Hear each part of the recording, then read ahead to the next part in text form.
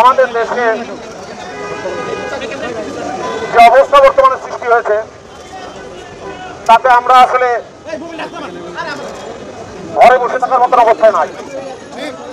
আসসালামু আলাইকুম দর্শক মণ্ডলী, আপনারা প্রত্যেকেই জানেন রিমেম্বার আওয়ার হিরোজ বৈষম্যবিরোধী ছাত্র আন্দোলনের ডাকা আজকের যে আন্দোলন, সেখানে বাংলাদেশের নাটক জগতের অর্থাৎ নাট্য জগতের একজন পরিচিত মুখ মোশাররফ করিম এবং আজমেরী হক বাদন, সিয়াম আহমেদ, সাবিনা নূর থেকে শুরু করে অনেকেই কিন্তু রাজপথে ছাত্রদের পাশে দাঁড়িয়ে তারা কিন্তু রাজপথে নেমে এসেছিলেন এবং সেখানে মোশাররফ করিম যে কথাগুলো বলেছেন এবং আজমেরী হক বাঁধন যে কথাগুলো বলেছেন সেই ভিডিওটি আপনাদের সামনে আমি সম্পূর্ণ আগে তুলে ধরছি, তারপর আরো কিছু গুরুত্বপূর্ণ তথ্য আপনাদের সামনে আমি তুলে ধরবো।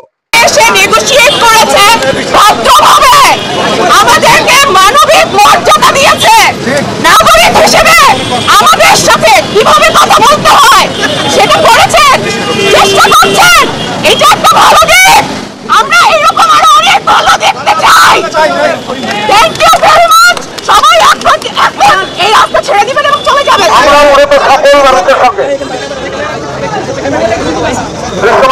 সমাজের পক্ষ থেকে আমরা সকল মানুষের পক্ষে এবং আমাদের দেশে যে অবস্থা বর্তমানে সৃষ্টি হয়েছে তাতে আমরা আসলে ঘরে বসে থাকার মতন অবস্থায় নাই। আমরা শান্তি চাই, আমরা রক্ত দেখতে চাই না।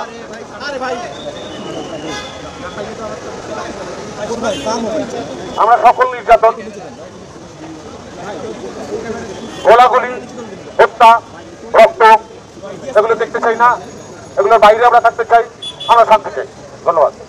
মোশাররফ ভাই, একটা প্রশ্ন ছিল, যারা এই আন্দোলনে অংশ নিয়েছে সরকার তাদেরকে ভিন্নমত হিসেবে আখ্যায়িত করার চেষ্টা করেছে, জামাত শিবির বলে আখ্যায়িত করার চেষ্টা করেছে, আপনাকেও কি আজকে সেই ট্যাগ দেওয়া হবে কিনা, আপনার কি মনে হয়? আমি আজকে সাধারণ মানুষ।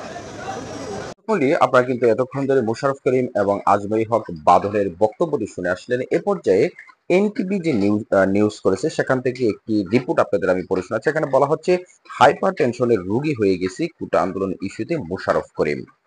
চলমান কোটা আন্দোলন, শিক্ষার্থী হত্যার গ্রহণযোগ্য বিচার এবং গণগ্রেফতার বন্ধ সহ তাদের বিভিন্ন দাবির সঙ্গে সংহতি জানাতে বিক্ষোভ সমাবেশ ও মিছিল করেছে চলচ্চিত্র এবং নাটকের বিভিন্ন স্তরের শিল্পীরা।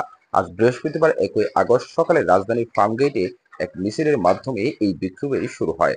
বৃষ্টি উপেক্ষা করে নানা ব্যানার নিয়ে তারা আজ ফার্মগেটে সমবেত হন। গণতন্ত্র মুক্তি পাক, স্বৈরাচার নিপাত যাক, এমন স্লোগানে মুখরিত হয়ে ওঠে সেখানকার চারপাশ। তাছাড়া বিভিন্ন গান গেয়েও নিজেদের প্রতিবাদ জানিয়েছেন তারা। শিক্ষার্থীদের সঙ্গে সংহতি প্রকাশ করে রাস্তায় দাঁড়িয়ে অভিনেতা মোশাররফ করিম বলেছেন, আমরা সকল নির্যাতন, গোলাগুলি, হত্যা, রক্ত এগুলো দেখতে চাই না, এসবের বাইরে থাকতে চাই। এক প্রশ্নের জবাবে তিনি বলেন, অনেক হাইপার টেনশনের রোগী হয়ে গেছি, এগুলো দেখতে আর ভালো লাগে না। আমরা শান্তি চাই, রক্তপাত চাই না। আমি তো অনেককে অনেক কিছুই বলতে পারি, কিন্তু বিষয়টি সিদ্ধ হতে হবে। এগুলো তো প্রমাণিত হওয়ার ব্যাপার, কোনো প্রমাণিত সত্য আমার হাতে না পেলে এটা বলতে পারি না। আন্দোলনে সম্পৃক্ত হয়ে ভয় রয়েছে কিনা জানতে চাইলে মোশাররফ করিম বলেন, আমি সাধারণ মানুষ, আমরা সবাই সাধারণ মানুষ।